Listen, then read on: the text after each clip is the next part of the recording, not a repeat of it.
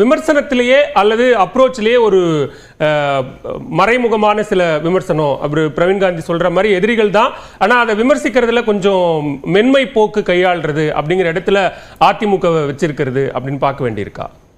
இல்லை, மென்மை போக்கு வன்மை போக்குன்னு கிடையாது. எப்படி அகில இந்திய அளவில் தமிழ்நாட்டில் ஒரு பிம்பம் என்னன்னா பிஜேபி எதிர்த்தா ஓட்டு விடும் அப்படின்ற ஒரு பிம்பம் என்னன்னா, அதே மாதிரி எம்ஜிஆர் அடையாளம் காட்டின தீய சக்தி அப்படி அடையாளம் காட்டின திமுகவை எதிர்த்தால் ஒரு ஓட்டை கவர் பண்ணலாம் அப்படின்ற ஒரு எண்ணம் இருக்கலாம். அதுதான் தமிழ்நாட்டை பொறுத்த வரைக்கும் அதுதான். ஆன்டி டிஎம்கே ஓட்ஸு ஓரளவு நிறையா இருக்கும் அப்படின்றது நம்ம சொல்லலாம்.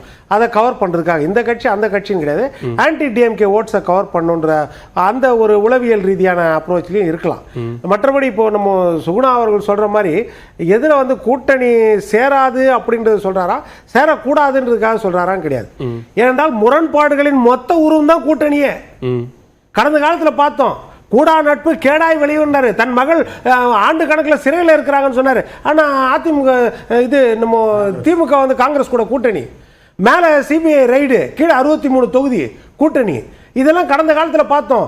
கொலைப்பழி சுமத்தி வெளியாட்டினவர் 2004 சிறையில் போய் பார்க்குறாரு வைகோவை. கலைஞர் அவர்கள் பூட்டிய சிறையின் கதவு திறந்து விட்டது, சிறுத்தையே வெளியே வான்றாரு அவரு.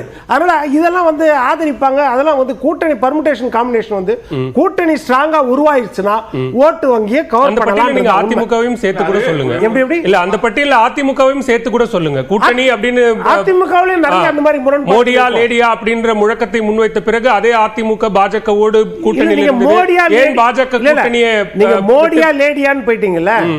1999 என்னாச்சு? 99 அதிமுக ஜெயலலிதா அம்மா சிறனி இறங்கும் கூட்டத்தில் வந்து நாங்கள் இனிமேல் பிஜேபி கூட கூட்டணியே கிடையாது, ஒட்டும் கிடையாது, உறவும் கிடையாது, நான் மன்னிப்பு கேட்டுக்கிறேன்னு சொன்னாங்களா இல்லையா? 2004 கூட்டணி வச்சாங்கல்ல. 2004 ஜெயலலிதா அம்மா இருக்கும்போது அவங்களே அதை செஞ்சாங்க. அதனால என்னன்னா கூட்டணின்றது வந்து தேர்தல் நேரத்தில் உருவாகுறது அப்படின்றது ஒண்ணு. இன்னொன்னு என்னன்னா, இப்போ வந்து நீங்க சொன்ன மாதிரி 3 கூட்டணிகள் நிச்சயம் கிடையாது. திமுக அதிமுக ஒன்னா சேராது, பிஜேபியும் காங்கிரஸ் ஒன்னா சேராது. இப்ப அறிவிக்கப்பட்ட ஒரு விஷயம் என்னன்னா, திமுக அதிமுகவும் பிஜேபியும் ஒன்னா சேராதுன்னு தொடர்ந்து அறிவிச்சிருக்காங்க. செயற்குழு பொதுக்குழு எடுத்த முடிவு அது. அப்படி அது எடப்பாடிக்கு அந்த அதிகாரம் இருக்குதான்னு தெரியல வைக்கணும் அப்படின்னா. அப்போ செயற்குழு பொதுக்குழு. மற்றபடி இன்னைக்கு துணை முதலமைச்சர் ஒரு விமர்சனத்தை வைக்கிறாரு. இன்னும் ஒரு ரைடு கூட நடந்தா, இடி ரைடு இன்னும் ஒன்னு எக்ஸ்ட்ரா நடந்தாலே வந்து கூட்டணிக்கு போயிருவாரு அப்படிங்கிற சில விமர்சனத்தெல்லாம் இல்ல இருக்கலாம். ஒருவேளை பொன்முடி மேல இன்னொரு வழக்கு, இல்ல செந்தில் பாலாஜிக்கு இன்னொரு வழக்குன்னா திருப்பி மோடி ராஜ்நாத் சிங் வரலாம், இன்னொரு நாணயம் வெளியிட. அதுவும் நடக்கலாம் இல்லையா? பாஜக கூட்டணி அதுவும் நடக்கலாம் இல்லையா? ஏன்னா 2026க்கு பிறகு 3 வருஷம் பிஜேபி ஆட்சி இருக்க போகுது. 2026 தேர்தலுக்கு பிறகு அதுல கூட்டணி அங்கீகரிக்க திமுக முயற்சி பண்ணலாம். ஏனென்றால் மைனாரிட்டி ஆட்சி தான் கம்மியா இருக்குதுன்னு. இன்னொன்னு நம்ம பிரவீன் காந்தி சொன்ன மாதிரி நாளைய தீர்ப்பு படம் சொன்னாரு, நாடோடி மன்னன் படம் சொன்னார் அவரு. இது வந்து எப்படின்னா ரொம்ப ஒரு சென்டிமெண்ட்டுக்கு தான் நம்ம சொல்லிக்கலாம் ஒழிய அதனால அரசியலுக்கு எந்த மாற்றம் வராது. ஏனென்றால் முதல் பேசுறாரு சக்சஸ் சக்சஸ் சக்சஸ், வெற்றி வெற்றி வெற்றின்னு சொன்னவர் தான் முதல் வார்த்தை நம்ம செவாலியர் சிவாஜி கணேசன். ஆனா அரசியல் அவரை தூக்கி நிறுத்தல, தன்னுடைய சொந்த தொகுதியிலே அவரை தோக்கடிச்சது. அதனால இதெல்லாம் வந்து உதாரணம் கிடையாது. கடின உழைப்பு, போராட்டங்கள் இதுதான் வந்து நாளைக்கு தூக்கி நிறுத்தும். இப்ப விஜய் அவர்கள் கூட ரசிகர்கள் வந்து தொண்டர்களாக மாற வேண்டும், தொண்டர்கள் வாக்காளர்களாக மாற வேண்டும். அப்பதான் நீங்க புரட்சியை ஏற்படுத்த முடியும். இல்லைன்னா யதார்த்தத்தில் என்னன்னா, இப்ப நீங்க செல்லூர் ராஜு சுகுணா திவாகர் சொல்றாரு, அப்படி ரசிகர்களாக இருக்கிறவர்கள் வாக்காளர்களாகவோ கட்சி நிர்வாகிகளாகவோ மாறுறாங்க அப்படின்னா அவங்க எதை அக்செப்ட் பண்ணிப்பாங்கன்னு ஒண்ணு இருக்குல்ல. அப்ப பிரைமரி ஃபோர்ஸா ஹீரோவா விஜய் தான் அக்செப்ட் பண்ணிப்பாங்க. ஏதாவது அரசியல் முடிவுகள் மாறும் போது அதுல செகண்ட் ஹீரோவா விஜய் வராரு அப்படின்னா அது எப்படி அவங்க அக்செப்ட் பண்ணிப்பாங்கன்னு. ஹீரோவா தாண்டி தலைவரா ஏத்துக்கிட்டா அந்த தலைவர் என்ன சொன்னாலும் கேட்பாங்க.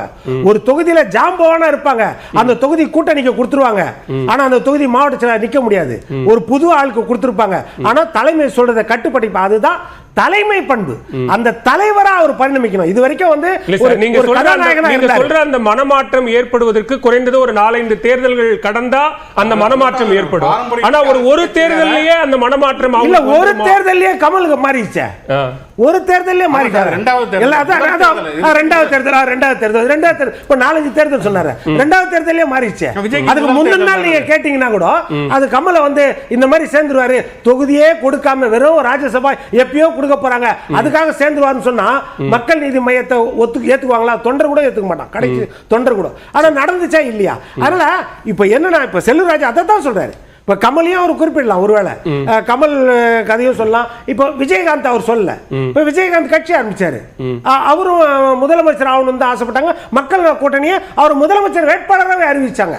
அதனால அவர் சொல்லல, மொத்தத்துல பொதுவா சொல்றாரு. நீங்க திரைப்படத்துறையில வந்ததா ரசிகர்கள் மட்டும் போதாது, வாக்காளர்கள் வேணும்னா கடின உழைப்பு, போராட்டம். அதற்கு உதாரணம் சொன்னாரு. கலைஞரின் முரசொலி பத்திரிகை கூட கஷ்டத்துல போகும்போது எங்கள் தங்கம் படத்துல 2 பேரும் ஜெயலலிதாவும் எம்ஜிஆரும் இலவசமாக நடித்து கொடுத்தார். 100வது நாள் மேடையிலேயே முரசொலி மாறனும் கலைஞர் அவர்களும் அதை வாக்குமூலமாக சொன்னார்கள் அப்படின்னு உதாரணம் சொல்றாரு. சரி, ஓகே. திருமணவர் பாஷா, இங்க ஒத்த கருத்து இருந்தாலும் ஓரணியில இணையறதுல சில சிக்கல்கள் இருக்கு. அதுலயும் சில காம்பினேஷன்ஸ் உருவாகிறதுல இருக்கக்கூடிய சிக்கல்களுடைய அடிப்படையில தான் அது முடிவாகும் அப்படிங்கிறாங்க. எல்லாருடைய கருத்துக்குமான பதில். அதாவதுங்க, ஒரே ஒரு நோக்கம்தான், திமுகவை ஆட்சியை விட்டு இறக்கணும். அது விஜய் மாநாட்டில் டிக்ளேர் பண்றாரு. முதல் எதிரி திமுக தான். குடும்ப ஆட்சி நடக்குது, அதை ஒழித்து ஆக வேண்டும். ரெண்டாவது மதுவை திறந்து வைத்து மக்கள் உயிரை பறித்து கொண்டிருக்கிறார்கள். நான் ஆட்சிக்கு வந்தால் காமராஜருடைய மாடல் பள்ளிகளை தமிழ்நாடு முழுவதும் உருவாக்குவேன். இப்படி பெருந்தலைவர் காமராஜ், தந்தை பெரியார், அதுபோலவே சுதந்திர போராட்ட வீரர்கள் இவருடைய கட் அவுட்களை எல்லாம் வைத்து தான் எந்த திசையை நோக்கி தேசியமும் தெய்வீகமும் தன்னுடைய இரு கண்கள், எப்படி தலைவர் மூப்பனார் வளமான தமிழகம் வலிமையான பாரதம் என்று சொன்னாரோ, அந்த திராவிடமும் தமிழ் தேசியமும் தன்னுடைய 2 கண்கள் அப்படிங்கிறார். வரவே இல்லையா சார்? அவர்தான் பெரியார் கொள்கை நான் ஏத்துக்கிறானா, கடவுள் மறுப்பு ஏத்துக்கல சொன்னார். தேசியம் முத்துராமலிங்க தேவருடைய கொள்கையில் திராவிடமும் தமிழ் தேசியமும் பெரியாரை நான் ஏற்றுக்கொள்கிறேன், பெரியாருடைய கடவுள் மறுப்பை நான் ஏற்றுக்கொள்ளவில்லை சொன்னார் மாநாட்டில். தெய்வீகம்லாம் சொல்றாரு. நான் சொல்ல தெய்வீகம்னா கடவுள் மறுப்பை நான் ஏத்துக்கலன்னா தெய்வ நம்பிக்கை எனக்கு இருக்குன்னு தானே அர்த்தம். அதை தானே சொல்றாரு அவரு.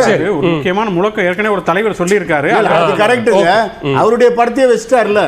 அவர் படத்தை வைக்கல இவர். முத்துராமலிங்க தேவர், அதாவது இருந்தது.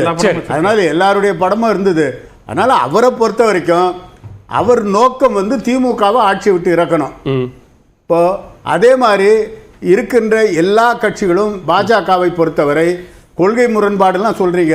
ராஜாஜிக்கும் கம்யூனிஸ்டுகளுக்கும் இல்லாத கொள்கை முரண்பாடா? இந்திய யூனியன் முஸ்லீம் லீக்கும் அதே மாதிரி கம்யூனிஸ்ட். நீங்க எப்படி திமுகவுக்கு எதிர்ப்பா சில விஷயங்கள் பட்டியலிட்டீங்களோ, அந்த மாதிரி பாஜக எதிர்ப்புங்கிற விஷயத்துக்கும் நிறைய விஷயத்த விஜய் தன்னுடைய மாநாட்டில் பேசியிருக்காரு. அதுக்கப்புறம் அதெல்லாம் மறுக்கல. அது தேசிய பிரச்சனைகள். தமிழ்நாட்டுக்கு இன்னைக்கு இருக்கிற பிரச்சனை, தீய சக்தி திமுக இறக்கப்பட வேண்டும் ஆட்சியில். அது இறக்கப்பட வேண்டும் என்று சொன்னால் திமுக எதிர்ப்பு வாக்கு பிரிந்தால் அது திமுகவுக்கு தான் ஆதாயமாக. அப்படின்னா எதிரியை நம்ம நாடாளுமன்ற தேர்தலுக்காக ஒரு எதிரியையும் சட்டமன்ற தேர்தலுக்காக ஒரு எதிரியை மாத்திக்கலாம், பிளெக்சிபிலிட்டிக்குள்ள கொண்டு வரலாங்கிற மாதிரி ஆயிடும். நாடாளுமன்ற தேர்தல் வருகின்ற பொழுது சிந்திக்க வேண்டிய விஷயம். இப்பொழுது நடக்க போது ஒரு கட்சி ஆரம்பிச்சிட்டாரு. 2026 சட்டமன்ற தேர்தலை சந்திச்சாகணும். சந்திக்கின்ற பொழுது ஒரு வெற்றி கூட்டணியை விஜய் உருவாக்கினார் என்ற பெயர் வர வேண்டும்.